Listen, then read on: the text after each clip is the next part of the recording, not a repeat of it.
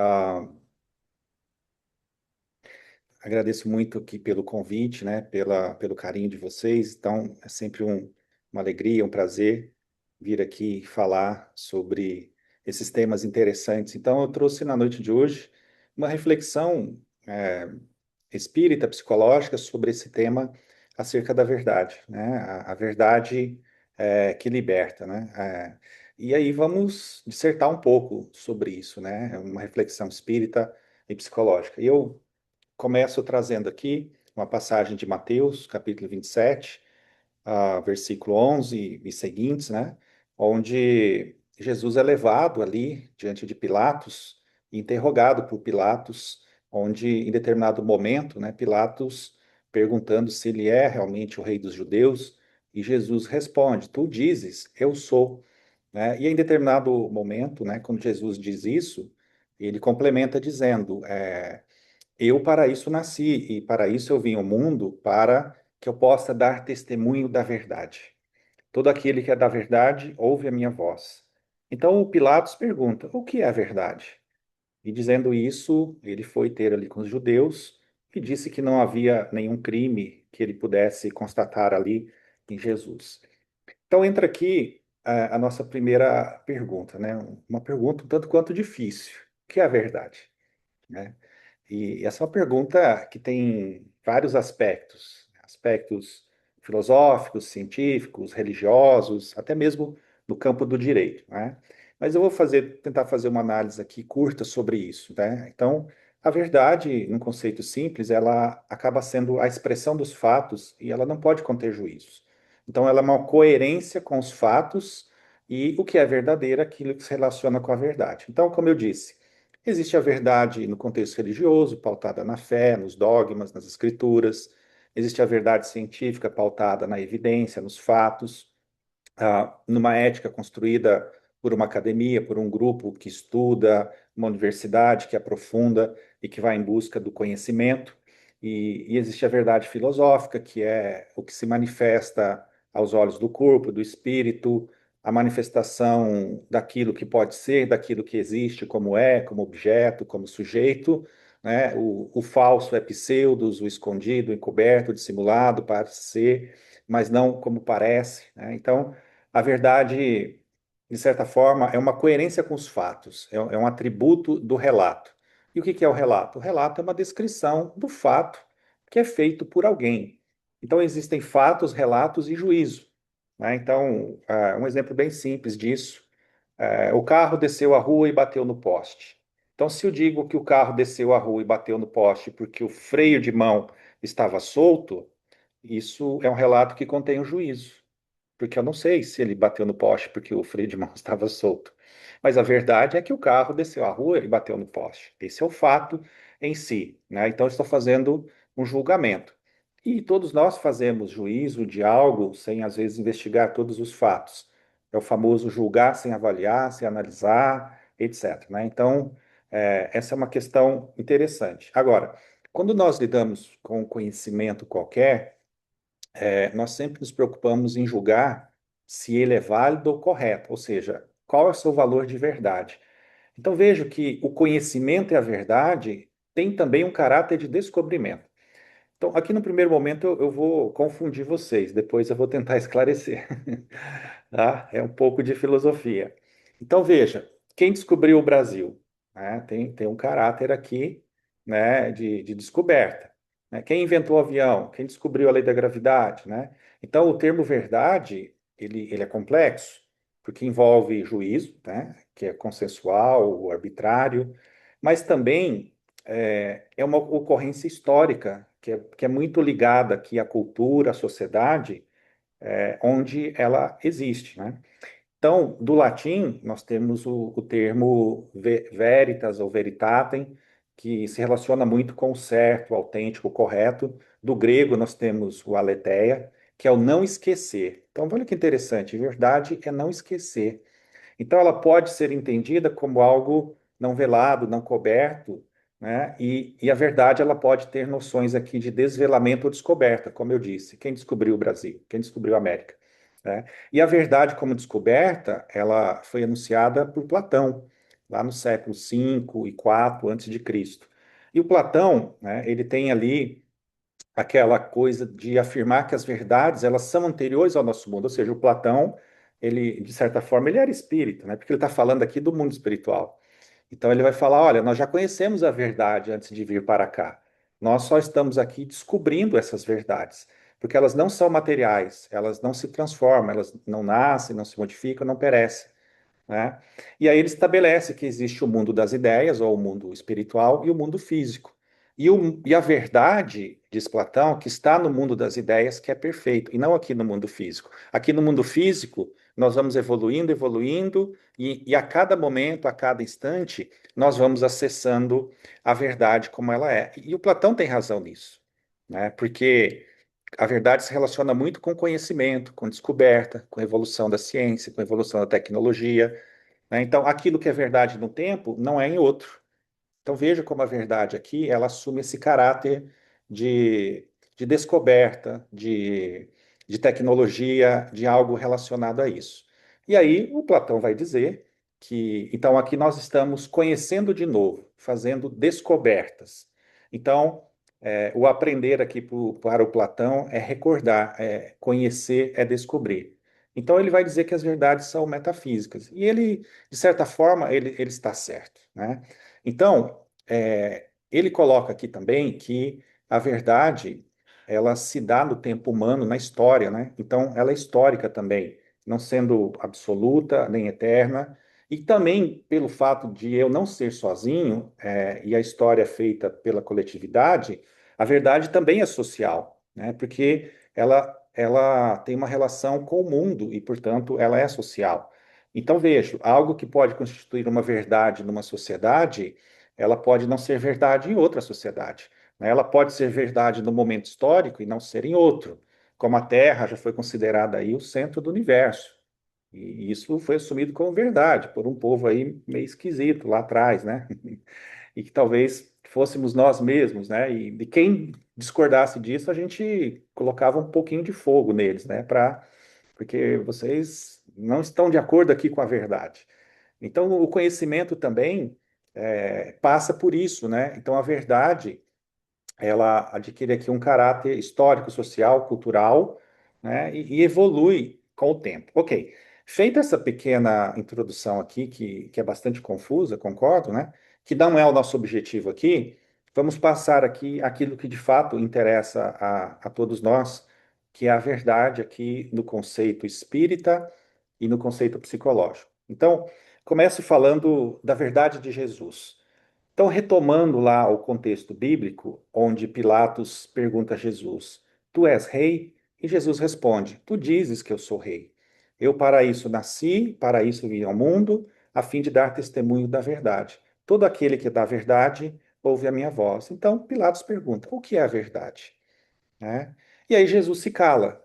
Ora, o fato de Jesus calar-se é, indica que ele não soubesse o que era a verdade. Então, muitas pessoas vão dizer: olha, nem Jesus sabia o que era a verdade, né? Mas o fato é, sobre qual verdade Pilatos está interrogando Jesus? Será que ele entendeu quando Jesus fala sobre essa verdade?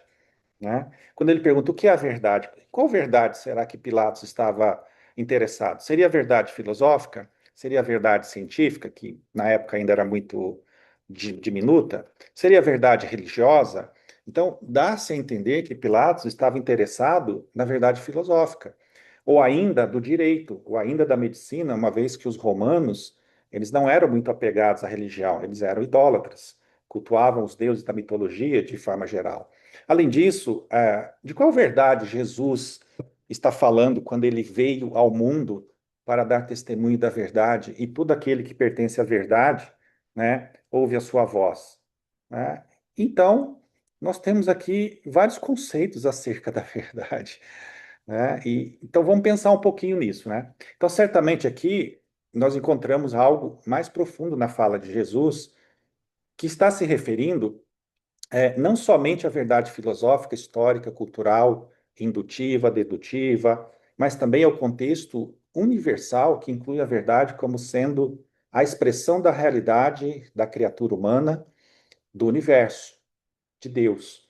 Então, sua realidade, não apenas como indivíduo social, mas como alma, como espírito, filho de Deus, e todo o contexto que envolve a nossa jornada evolutiva, desde o momento onde o princípio inteligente habitava os reinos inferiores. Agora, vamos pensar, como falar disso a alguém? Né? Jesus explicar para Pilatos a verdade. Como explicar isso à multidão que não conseguia entender e reconhecer nele o indivíduo superior, o Messias, o Cristo enviado por Deus? Por isso que lá no capítulo de João, Jesus nos diz que não nos deixaria órfãos e nos enviaria um outro consolador, né? O consolador prometido, o Espírito da verdade. Então, olha que interessante, o Espírito da verdade, a verdade de novo aqui aparecendo justamente para que nós pudéssemos compreender aquilo que ainda nós não tínhamos condição de compreender naquela época. Então, Jesus, diante da pergunta de Pilatos, ele se cala, numa sabedoria profunda, como ele sempre fez em vários momentos da sua vida. Saber calar também é uma forma de não reagir aos ataques. Então, alguns dirão, mas quem cala consente. Nem sempre. Nem todo ditado ele pode ser aplicado a qualquer situação. Precisa contexto, né? Mas vamos pensar, o que de fato será essa verdade a qual Jesus se refere quando enuncia que ele é o caminho, a verdade e a vida, e ninguém irá ao Pai senão por ele? Pitágoras vai dizer que o homem é a medida de todas as coisas. Sócrates vai dizer ser o objeto mais direto da preocupação filosófica.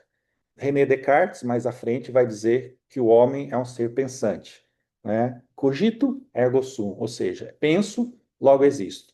Ora, Sócrates e Platão estabelecem que o homem ele é o resultado do ser ou do espírito imortal, né? E do não ser ou sua matéria, que juntos facultam ali o processo de evolução.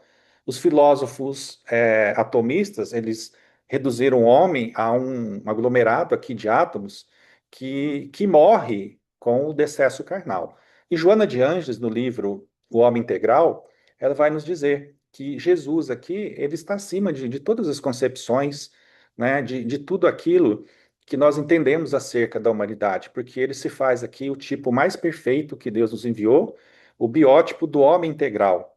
Por isso o livro se chama O Homem Integral, porque ele desenvolveu todas as aptidões herdadas de Deus na condição do ser mais perfeito que passou por aqui, né? Então, a verdade de Jesus, ela está assentada aqui na compreensão da vida, dos grandes porquês que a doutrina espírita nos trouxe. Então, quando ele diz que nos enviará outro consolador, porque ele já era o primeiro consolador, então ele veio para consolar, ele veio para trazer uma mensagem.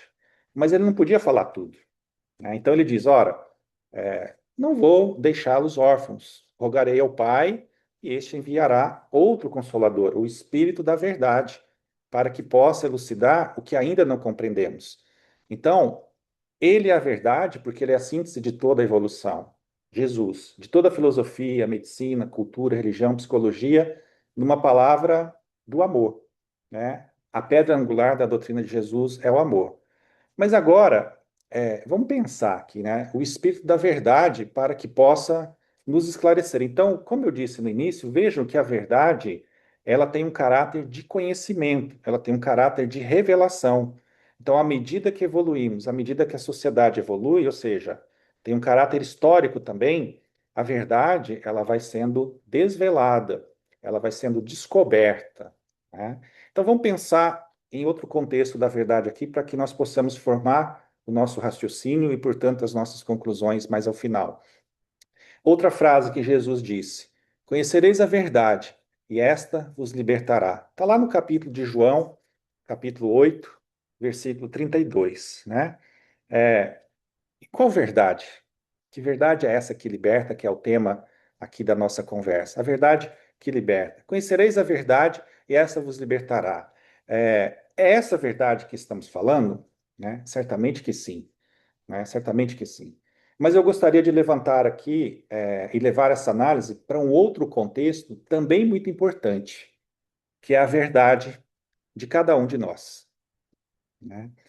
A minha verdade, a tua verdade, né? Não somente a minha história espiritual, mas tudo aquilo que diz respeito aos meus conteúdos psíquicos, a minha estrutura mental, psicológica, que conduz a minha vida, muitas vezes, sem que eu saiba quais conflitos me dominam internamente. Tudo aquilo que está em mim, nas minhas crenças, nas minhas limitações, nas minhas virtudes, dentre tantas outras coisas. Então, qual é a minha verdade? Qual é a tua verdade? Então, permita-me aqui fazer uma breve digressão sobre esse ponto. Bom, falando aqui da verdade de Jesus, da verdade filosófica e de tudo que falamos até agora. A doutrina espírita, ela traz para nós informações muito interessantes. Somos espíritos imortais, né? Mas nós também somos seres biológicos e psicológicos. Então, nesse contexto, o nosso psiquismo, ele foi formado há milhares de anos e ele vem se desenvolvendo gradualmente. Então, ao longo de muitas existências, nós fomos experimentando emoções, sentimentos e muitos desses geraram conflitos em nós.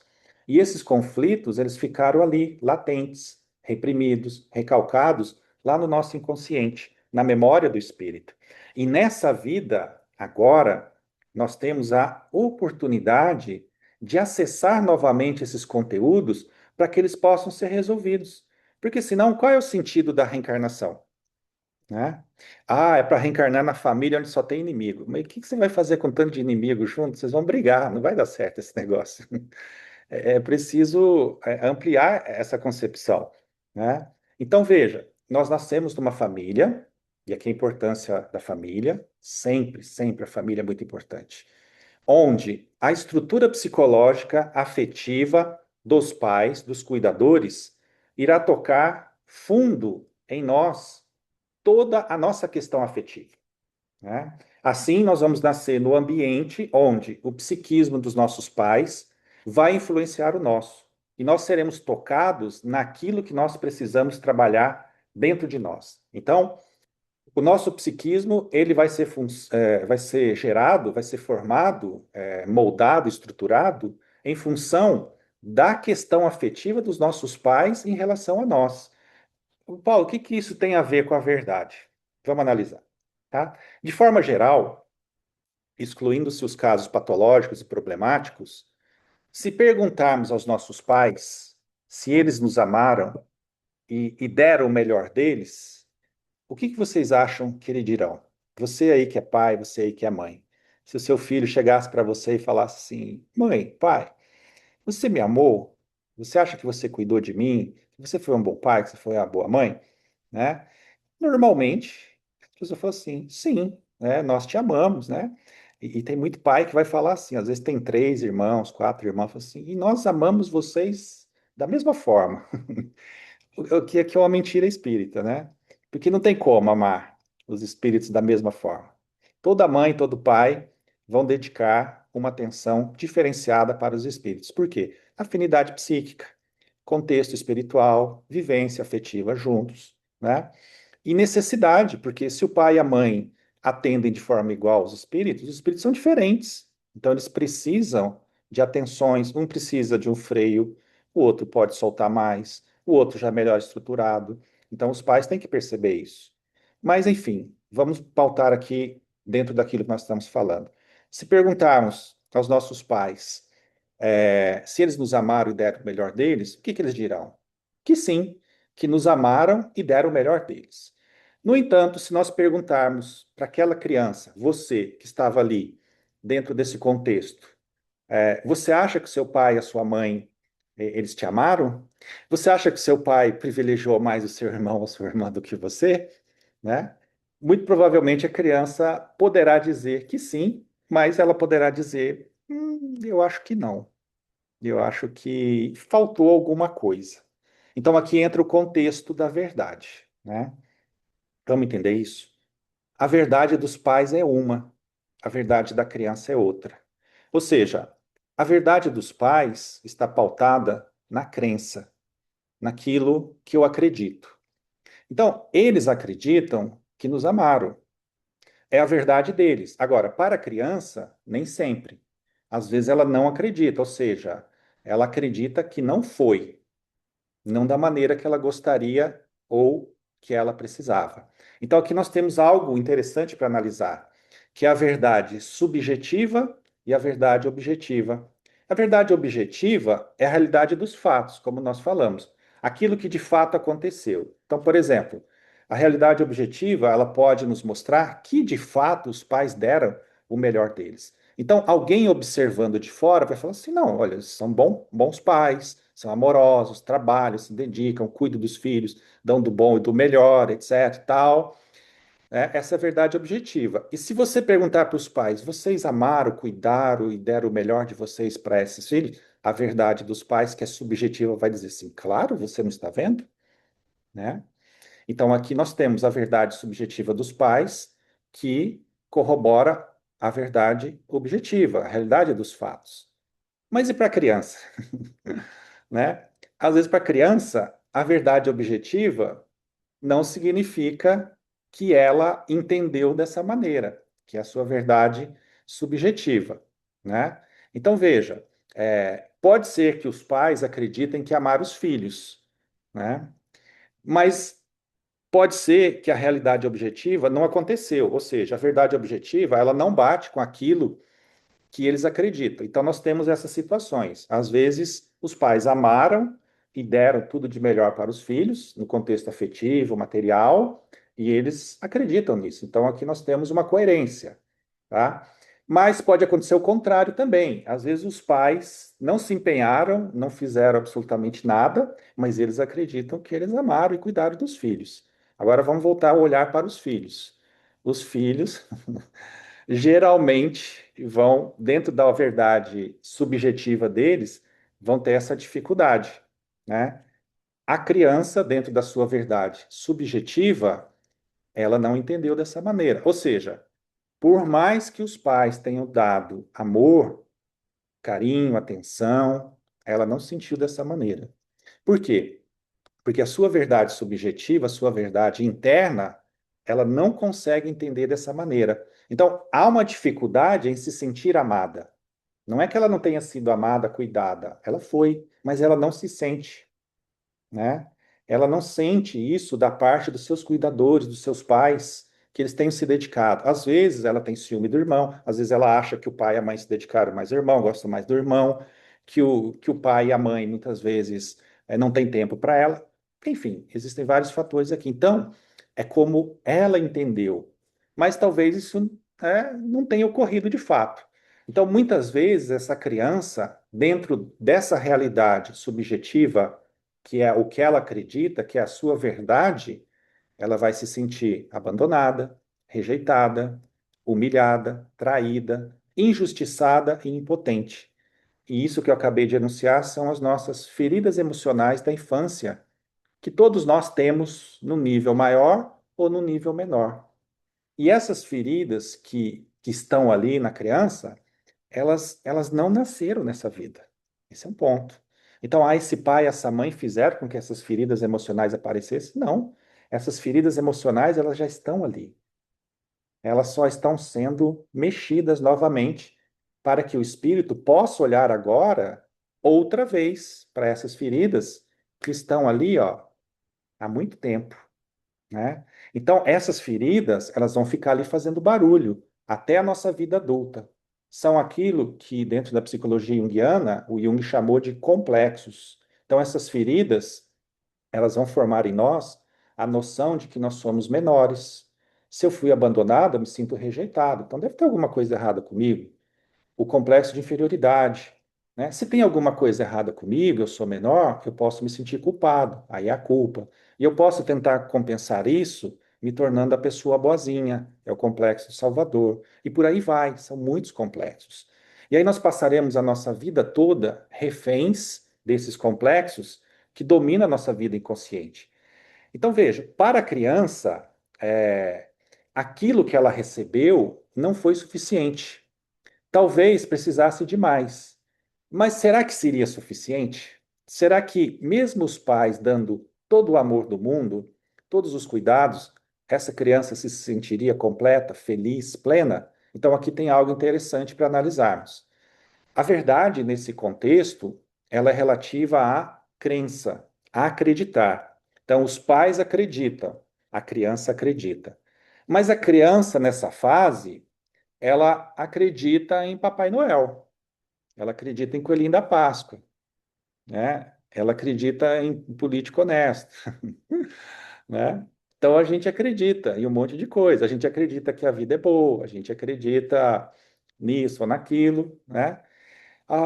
Mas quando a criança cresce e percebe que Papai Noel, Santa Claus, Coelhinho da Páscoa, Saci Pererê são mitos, então ela agora entende, ou seja, a verdade, ela deixou de ser uma crença e ela se tornou o quê? Saber.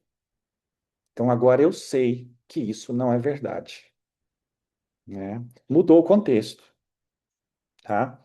Então, a verdade, como nós dissemos, ela tem uma noção histórica, cultural, relacionada com crenças, que é mutatis mutandis. Em determinado momento, quando nós sabemos, ela adquire outro status, assim como a ciência. Em determinado momento, acreditávamos que o átomo era assim, aí hoje já mudou. Em determinado momento, acreditávamos que só tinha uma meia dúzia de galáxias. Hoje em dia, nós precisamos ter milhões de galáxias, milhões de estrelas, bilhões e tudo mais. Por quê? Porque tem o contexto da ciência que vai descobrindo e a verdade vai sendo ampliada. Então agora eu sei, antes eu acreditava. Porque a gente acredita numa coisa em determinado momento, depois a gente não acredita mais. Mas vamos pegar esse ponto aqui porque ele é interessante para a gente, né? Então, quando a criança cresce e percebe que isso é um mito, ela entende, ou seja, a verdade deixou de ser uma crença e se tornou saber. Então, agora ela sabe que aquilo não era real, não era verdade. E assim ocorre com muitas coisas na nossa vida. Em dado momento, acreditamos em algo e depois mudamos a nossa visão sobre aquilo, porque nós passamos a compreender, a saber. Ainda que nesse momento isso aqui possa ser derrubado mais à frente. Ok, mas vamos parar aqui, senão a gente enlouquece. Mas vejam que nesse contexto, a criança ela não consegue se libertar daquelas feridas emocionais que geraram nela determinadas crenças. São as chamadas crenças limitantes. O complexo de inferioridade, né? O sentimento de ser menor, inferior, autoestima baixa, que eu preciso provar o meu valor, porque eu acredito que eu não sou bom o suficiente, que eu preciso ser reconhecido, eu preciso ser importante, que eu me importo com o que os outros vão pensar de mim. Numa palavra, a criança, ela quer ser amada, se sentir pertencente. E isso vai nos perseguir a vida toda. Então a criança, ela vai passar a vida toda tentando, aqui já na adolescência e na vida adulta, buscar aprovação, ser importante, provar o seu valor. E claro, isso vai variar de indivíduo para indivíduo, mas no geral, todos nós temos isso dentro de nós, né? E para fazer isso, ou seja, buscar aprovação, ser importante, ser reconhecido, provar o meu valor, nós vamos buscar coisas fora de nós. Um emprego importante, ter dinheiro, né? Não é ganância, é porque ter dinheiro, né, significa status, significa que eu venci na vida, né? Ou vou tentar ser famoso, ou ainda vou desenvolver processos compensatórios, e todos nós fazemos isso num grau menor ou maior, para aliviar, anestesiar, né? Ou fazer com que nós nos sintamos mais felizes, mais alegres de alguma maneira. E aqui são as drogas, as bebidas, o sexo, as compras, os jogos de azar. Então, são as compulsões que nós desenvolvemos para compensar esse vazio que está lá na alma, dessas feridas que fazem barulho. E aí nós vamos passar boa parte da nossa vida nos sentindo vazios internamente, porque falta algo em nós. E aí nós vamos sofrer, né? E nós vamos sofrer toda vez que nós quisermos ser amados. Nós vamos sofrer. Porque esse não é o objetivo da vida, né? O objetivo da vida não é que nós sejamos amados. Aí você vai falar assim, Paulo, mas não é bom ser amado? É bom, mas isso não é importante. O importante é que nós nos amemos. E aqui está o grande desafio da vida, que a gente aprenda a se amar. Porque a gente não se ama, né? Nós estamos presos no desamor. Né? E como estamos presos no desamor, nós alimentamos o desamor com mais desamor. Ou seja, eu estou com sede. E o que que eu vou fazer? Vou beber água salgada. Daí eu vou ficar com mais sede. Né? A mulher do poço samaritana, quando Jesus vai ao encontro dela, ela oferece água e ele fala: mulher, se tu beberes dessa água, né? Amanhã ou depois você vai ter sede, né? Mas se tu beberes da água que eu tenho te ofertar, nunca mais tu terás sede, né? Que é a água da vida, a água que consola, que esclarece, que faz a pessoa ir ao encontro da verdade, né? Então, olha que fantástico isso. Então, veja, o objetivo da vida não é ser amado, é que nos amemos. Quando a gente se ama, coisas boas acontecem. Bom, eu posso aprofundar isso mais tarde ou em outra palestra, porque para falar disso aqui, a gente precisaria de muito mais tempo. Mas vamos voltar ao nosso ponto aqui. Então, a criança, ela acreditou nisso. Ficaram essas ideias nela, essas crenças limitantes. Mas vamos pensar. Ora, a criança não cresceu e deixou de acreditar em Papai Noel? Por que que ela não consegue deixar de acreditar nessas crenças limitantes? Por que que ela não consegue superar e move on, seguir adiante? Resposta. Do ponto de vista da psicologia, é porque essas questões elas ficaram como verdades eternas para a criança, porque elas estão ligadas ao afeto. Ok, é uma boa resposta, mas agora a verdade espírita. Não é só por conta disso, né? É porque, como dito, essas feridas emocionais, elas estão ali, ó, há séculos. E você não cura uma chaga milenar, né, com o mertiolate da farmácia, né? É preciso um processo mais profundo. É um processo doloroso às vezes, né? Então, para a doutrina espírita, essa resposta ela é mais profunda, porque ela está ligada àquilo que nós falamos inicialmente. Essa crença não vem dessa vida, ela vem de muitas vidas, de muitas decepções, de muitos dissabores, de muito abandono afetivo, de muito suicídio, de muitas crenças acumuladas. Numa palavra, vem de uma história afetiva do espírito imortal, vem de muitos séculos. E isso não se apaga de uma hora para outra. Precisa de muita terapia. Ou como dizem alguns espíritas espiritados, isso aí precisa tomar passe. Precisa de água fluidificada. Mas se fizer evangelho no lar, melhora. Será? Né? Precisa ajudar os pobres, né? Enfim, ok, né? Talvez ajude, mas talvez afaste a pessoa também do centro espírita, né?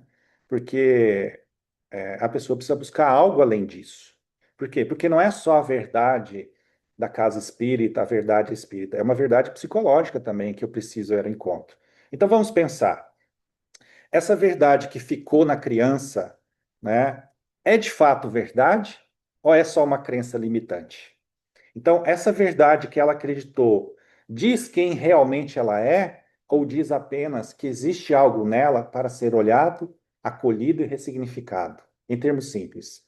Se entendemos que isso, essa história afetiva com meu pai, com a minha mãe, com a minha família, despertou em nós antigas encrencas, fica mais fácil tentar arrumar isso, não fica? Né? Então aqui surge uma oportunidade de nos olharmos não apenas como seres espirituais, espíritos imortais, mas também como seres psicológicos que somos.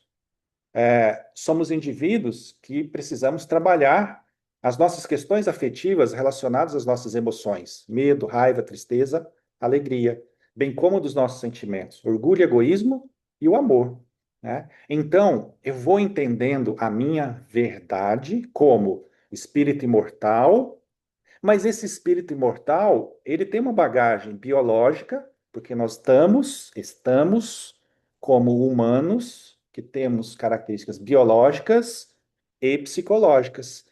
A característica biológica ela fica quando morremos, mas a psicológica ela vai conosco.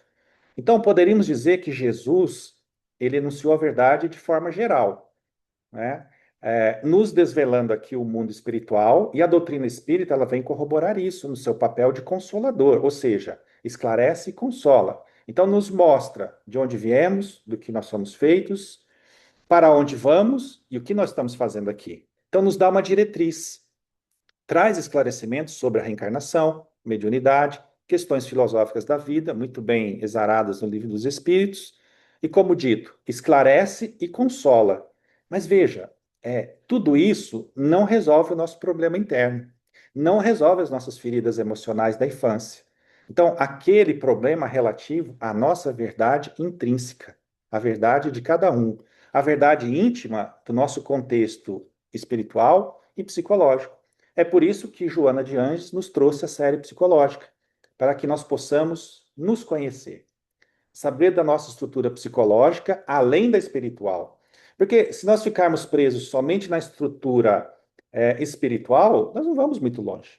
Né? A reforma íntima, ou tortura íntima que virou, ela ocorre por um processo de nos conhecermos, o processo do autoconhecimento. E nós não nos conhecemos. Nós acreditamos que nos conhecemos, mas nós estamos muito longe disso. Nós não aprendemos ainda o que é autoconhecimento. Ah, muitos dirão assim: ah, Paulo, mas eu me conheço, eu já estudei a questão 919 do Livro dos Espíritos, eu sei de cor salteado. E talvez saiba mesmo, né? Santo Agostinho, e vai dissertar, e vai falar sobre Santo Agostinho, né? Mas Santo Agostinho não podia falar sobre psicologia, porque o Jung não tinha nascido ainda, né? 1857, Jung vai nascer em 1875. Então, Santo Agostinho não podia aprofundar, né? É, então, aqui tem um problema, tá? E o Carl Gustav Jung, ele vai nos dizer o seguinte: não posso mudar aquilo que interiormente eu não aceitei, que dentro de mim eu não aceitei, interiormente não aceitou. Então eu não posso mudar aquilo que eu ainda não acolhi dentro de mim.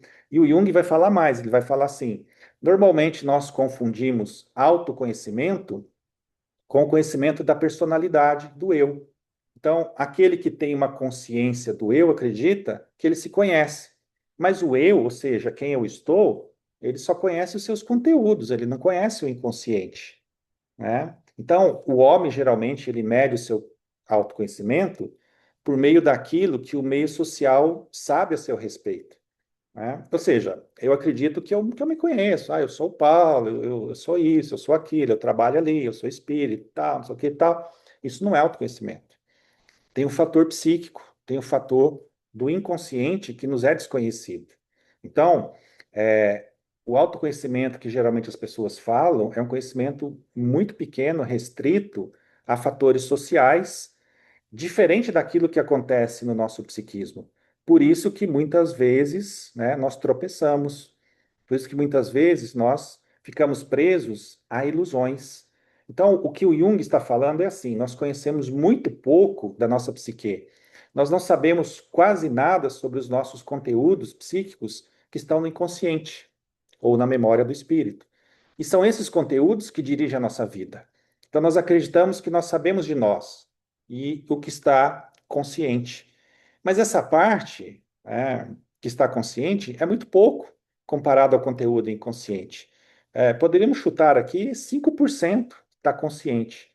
Mas inconsciente nós temos 95% ali. Por que não lembramos de outras vidas? É para a gente não enlouquecer, né? Então a nossa verdade, ela está inconsciente, né? Está lá. Então, são os nossos complexos que nós falamos, né?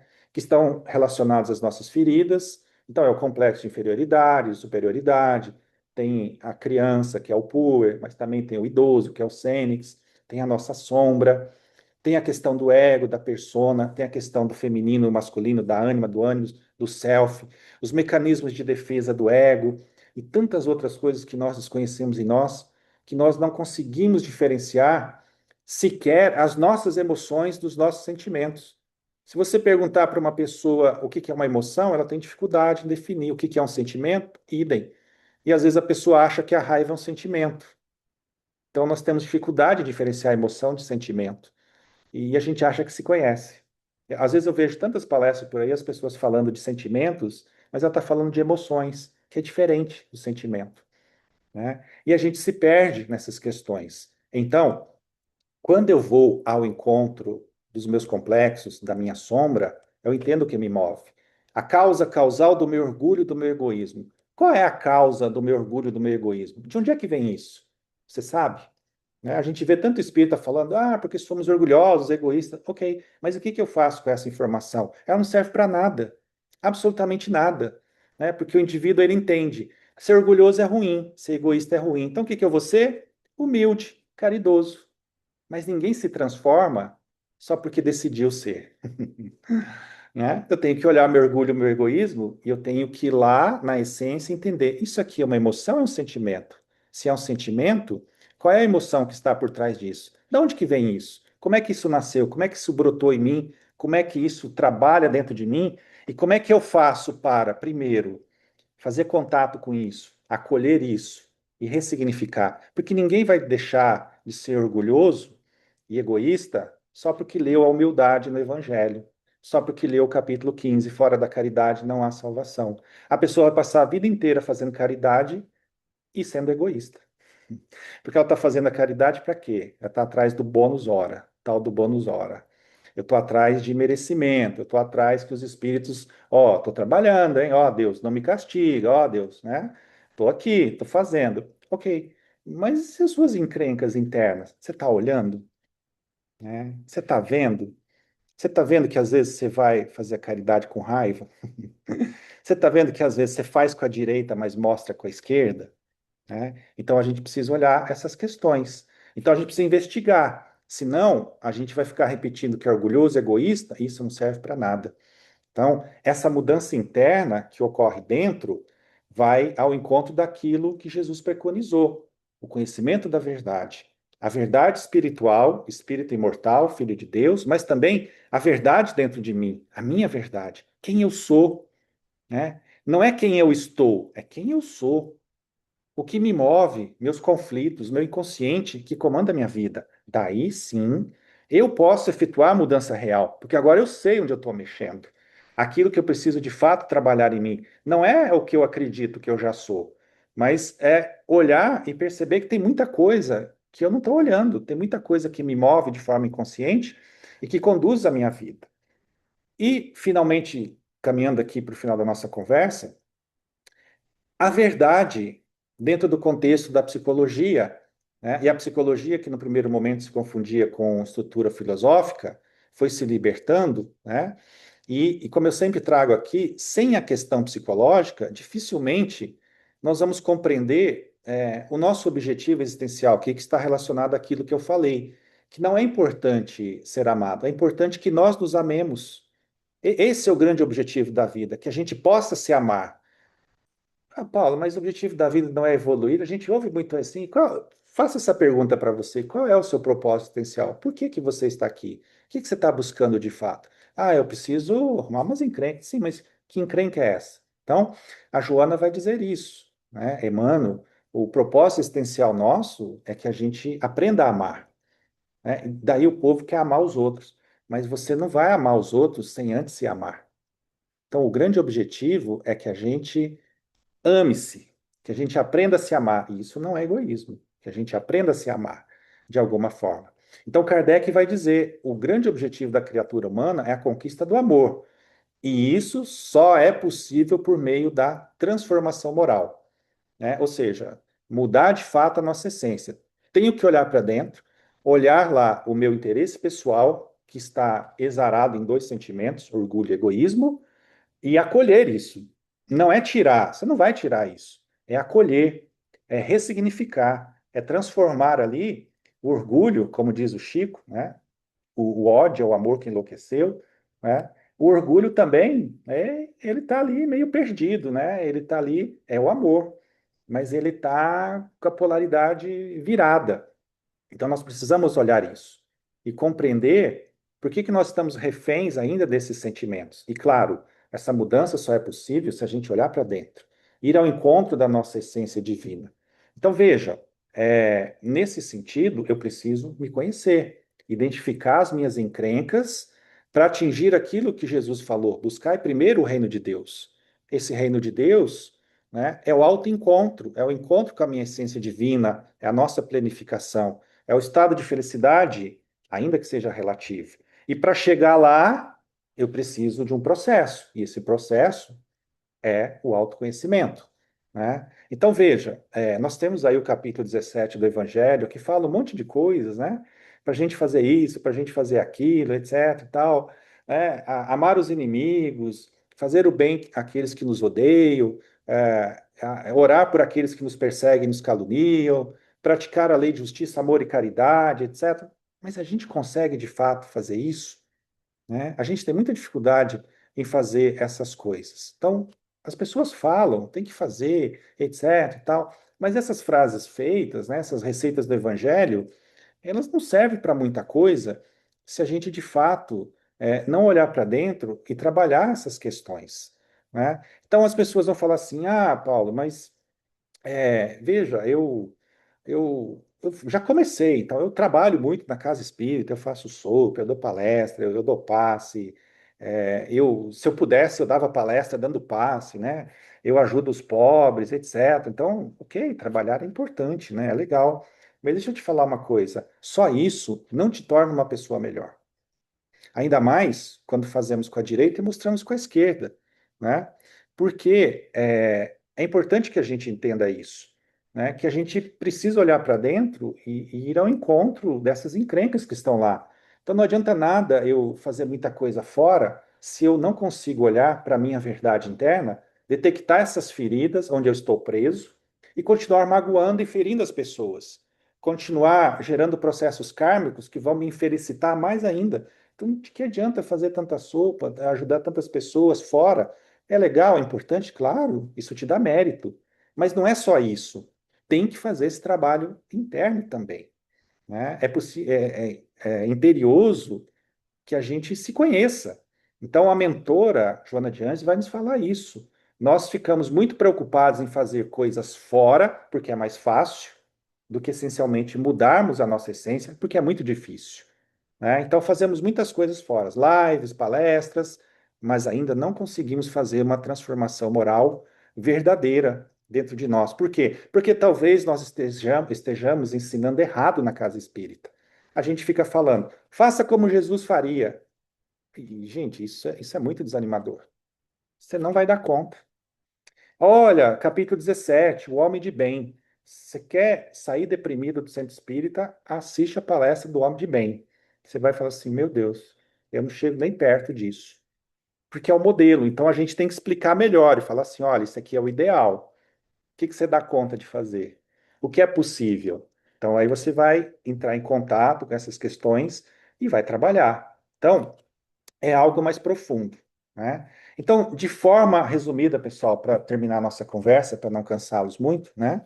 Então, a doutrina espírita, ela nos ajuda a compreender, nos consola, nos ajuda a compreender a verdade espiritual, a verdade do espírito, né? De Deus, da eternidade, da nossa jornada evolutiva. Então, a verdade que Jesus fala é essa também do contexto espírita, de sabermos os porquês das coisas. A doutrina espírita nos explica muito sobre isso, mas explica tudo? Ainda não, porque a gente não sabe o que é Deus de fato. Onde é que está Deus? Onde é que está Jesus agora? Como é que os espíritos puros vivem, né? Será que eles têm um Wi-Fi melhor que o nosso? Será que tem internet lá no mundo espiritual dos espíritos puros? Não sabemos. Então tem muita coisa que a gente não sabe, né? Então, a doutrina espírita nos explica muito sobre isso, de onde viemos, para onde vamos, do que somos feitos, a problemática da dor, do sofrimento, o mistério da morte, a lei de causa e efeito, a reencarnação, a palingênese de forma geral, a pluralidade dos mundos habitados, dentre tantos outros temas. Mas pensemos, sabedores de tudo isso, que eu sei que vocês são, e nós sabemos tudo isso, não há garantia de que nós conseguiremos alcançar o objetivo proposto, de nos amarmos, né? Ou seja, de atingir lá o reino de Deus, o encontro com a nossa essência divina. Por quê? Porque nós precisamos ir ao encontro da outra verdade, que não está fora, não está na vida, né, direta, objetiva, não está no mundo espiritual, não está na colônia, não está no centro espírita, está dentro de mim. Então, então que essa máxima da verdade assume o contexto pessoal, de nos transformarmos moralmente, né? De que adianta saber tantas questões do livro dos Espíritos se eu sou dominado pela minha sombra, pela minha raiva, pelos meus complexos? De que adianta fazer tanta caridade se eu ainda sou escravo do meu orgulho, do meu egoísmo?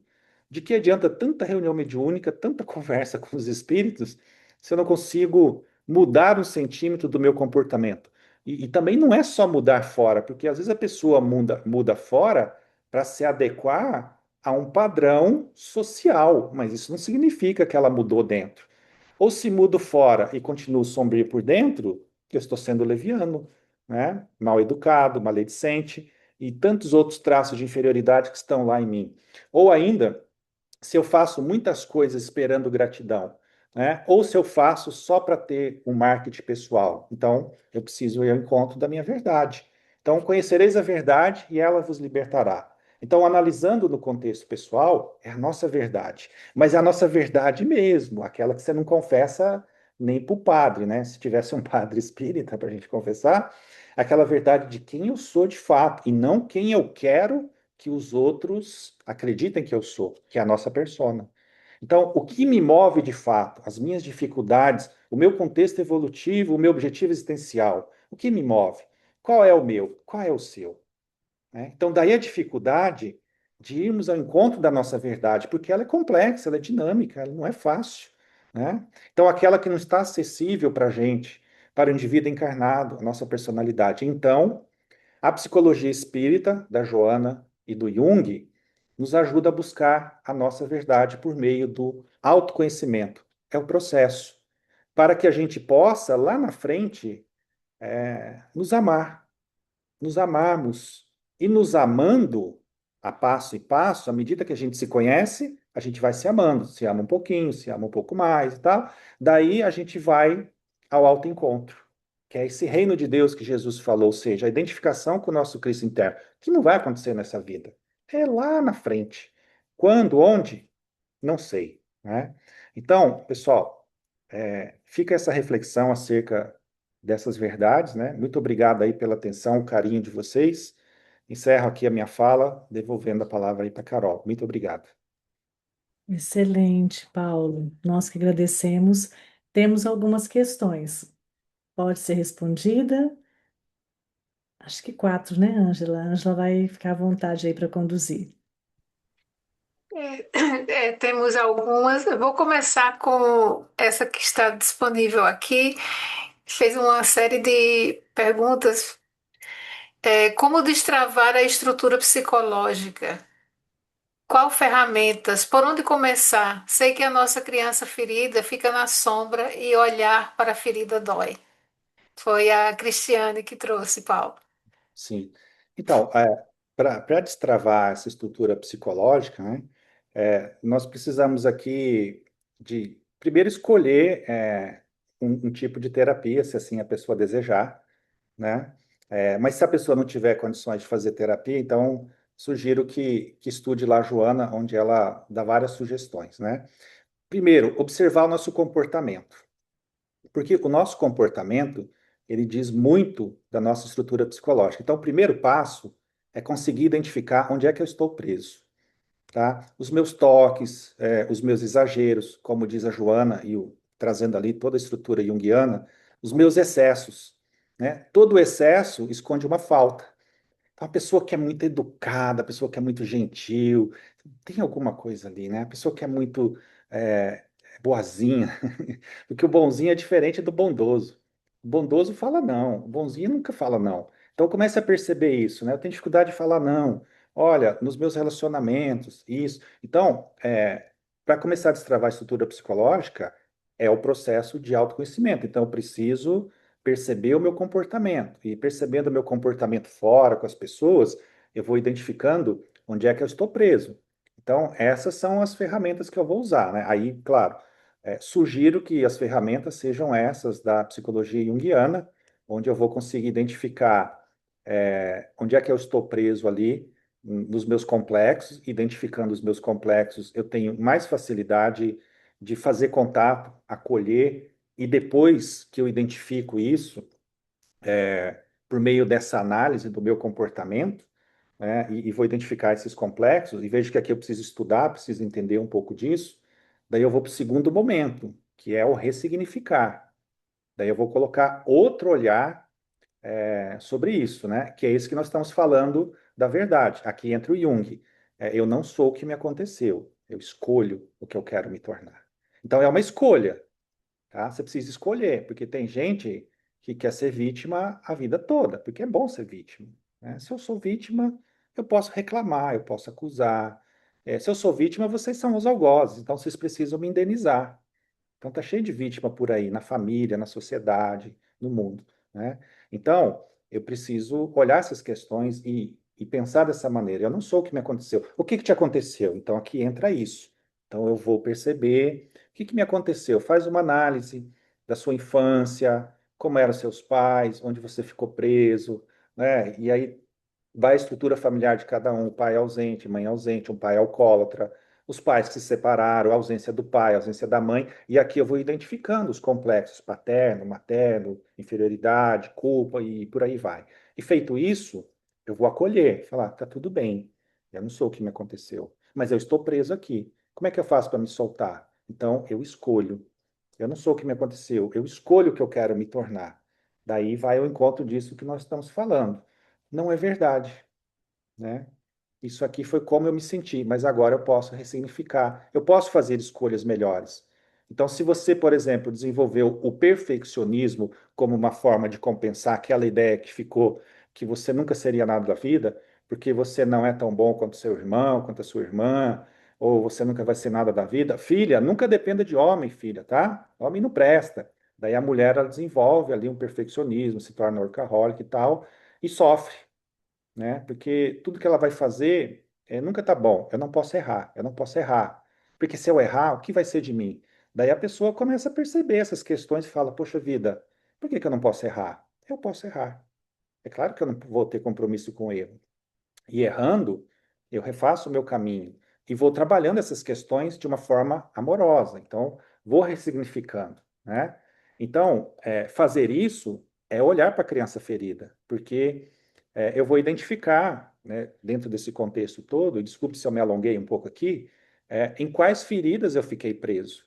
É abandono, é rejeição, é humilhação, é traição, é injustiça, é impotência? Ok, então aqui eu consigo, poxa, toda vez que acontece algo fora, aqui tocou a minha ferida da injustiça e me deu raiva. Então eu vou trabalhar, eu posso sentir raiva, né? Espírita pode sentir raiva, né? Vocês vão ouvir falar por aí que não, você não pode sentir raiva, você tem que amar, né? E é exatamente esse tipo de fala que afasta a pessoa da casa espírita. Como é que eu vou amar? Eu estou com raiva. Não, sinta raiva. Lembre que antes de querer ser perfeito, você precisa se humanizar, né? Ninguém vai dar salto de angelitude. Então, sinta raiva, mas traga um nível de indignação, não de violência. Fique triste, sim, fique triste. Sinta tristeza, sinta medo. Olhe para isso. E olhando essas feridas emocionais, né? Você vai a pouco e pouco ressignificando, acolhendo. Tá tudo bem eu sentir medo. Tá tudo bem eu ter medo, ter raiva, ter a tristeza. Mas é você que tem, não é mais possuído por elas. Porque quando nós somos possuídos por essas emoções, esses complexos, aí nós estamos neurotizados, né? E aí nós estamos com as encrencas. Então, quando eu tomo consciência disso, agora eu posso olhar, eu posso mudar a pouco e pouco. E aqui entra o concurso da vontade. Eu não sou o que me aconteceu, eu escolho. Então, é uma escolha. Questão 909 do Livro dos Espíritos. O que que falta às vezes para a pessoa? A vontade. Então, não é só a vontade assim, se não chover, se não fizer frio, mas é, não, vontade, né? Enfim, é mais ou menos por aí. A questão é longa, tá? Eu acho que a resposta foi longa, mas você já contemplou outra pergunta que estava aí, né, Carol? Que essa, por exemplo, que a verdade psíquica vem impressa em nossos perispíritos, como entender estas verdades e trabalhar aquelas que ainda acordam em nossas sombras difíceis. Acho que você já foi respondendo um pouco. E eu vou aproveitar, explorando você um pouquinho, eu vou deixar essa e uma outra que estava aqui ainda, tem mais três, mas eu acho pelo adiantado da hora, que é a seguinte. A verdade parece ser, então, uma aspiração humana que ainda não temos dimensão do seu alcance? Temos relativamente, né? Temos em função daquilo que nós já atingimos, né? Então, por exemplo, hoje sabemos e acreditamos em coisas que no passado não acreditávamos e não sabíamos, né?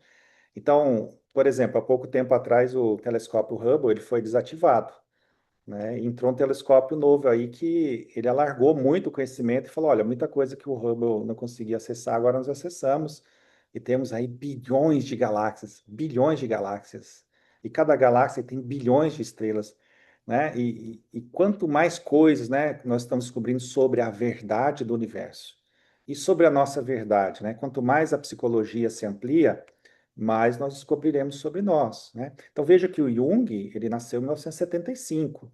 E de lá para cá, a psicologia junguiana, a psicologia espírita que a Joana traz, já dá nos traz aqui uma alavanca muito grande. A própria doutrina espírita, né, nos impulsiona para sabermos, tomarmos conhecimentos de uma verdade que não tínhamos noção. É muito consolador quando a gente percebe que a gente não morre, né? Ninguém morre, né? A gente só vai antes, né? A vida continua e que a gente vai reencontrar nossa família. É muito consolador saber que a gente não está sozinho, a gente não está desamparado, saber que nós somos filhos de Deus. Então, a doutrina espírita ela tem esse caráter, né, de esclarecer e consolar. Então, ela nos traz uma verdade, mas ainda não é a verdade plena, né? Porque nós não temos condição. Da mesma forma que Jesus lá atrás não podia falar tudo. Imagina Jesus falando assim, mas o perispírito, né? Mas as reuniões mediúnicas, eu falo assim, o que esse barbudo está falando, né? Enfim, porque muita luz acaba cegando as pessoas, né? É, posso contar uma anedota rapidinho, Ângela, só para a gente esclarecer isso, nesse ponto, né? Certa vez, um palestrante espírita foi fazer uma palestra no centro espírita e ele se preparou para falar para 500 pessoas e tal, né? Elaborou uma palestra assim sobre perispírito, filosofia, ciência espírita, né? E vou até colocar o Jung aqui para dar uma impressionada. Daí ele chegou lá, tinha duas pessoas na plateia.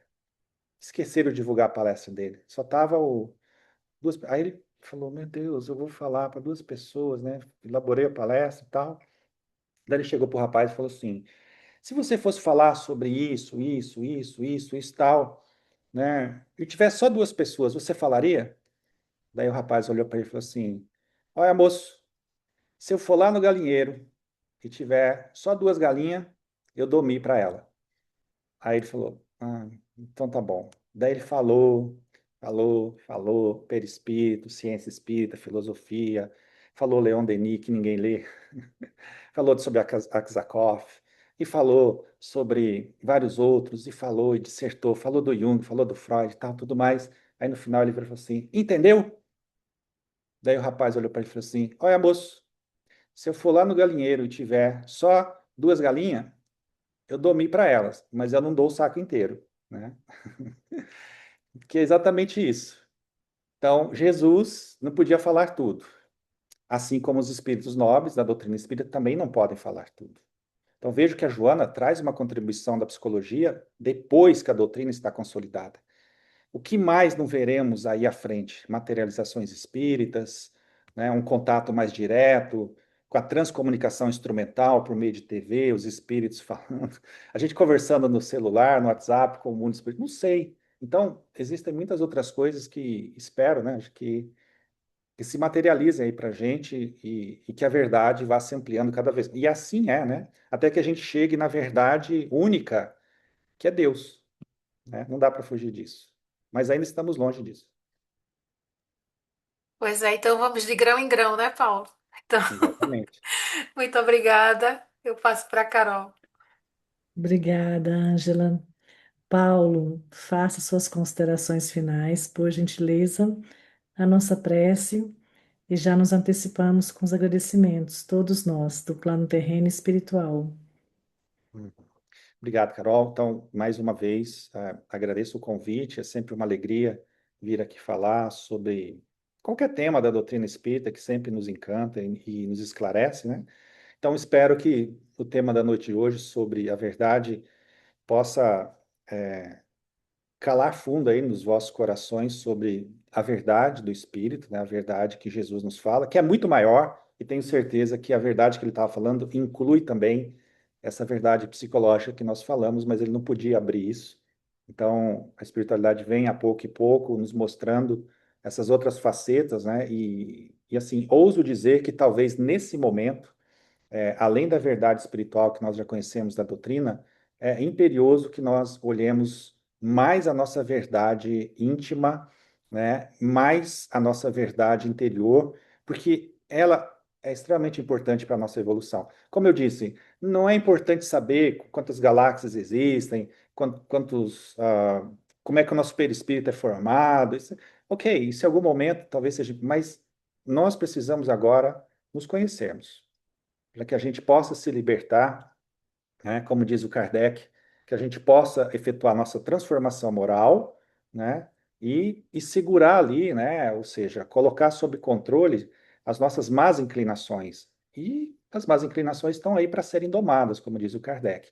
E é por meio do autoconhecimento, ou seja, dessa verdade nossa, íntima, particular, intrínseca, que nós vamos dar um salto muito grande de evolução aqui na Terra, tá? E trabalhando fora também, claro, é importante para que a gente possa ajudar as pessoas. Então, agradeço mais uma vez e convido todos para agradecer, como sempre, a Jesus, à espiritualidade amiga, aos nossos anjos de guarda, espíritos familiares, protetores, a todos aqueles irmãos do mundo espiritual que sempre nos intuem, sempre estão conosco, mas principalmente a Jesus, rogando o seu concurso para todos nós, para o nosso planeta, que o seu coração magnânimo, divino e amoroso abençoe e ampare a todos nós, sempre, sempre, por acréscimo de misericórdia.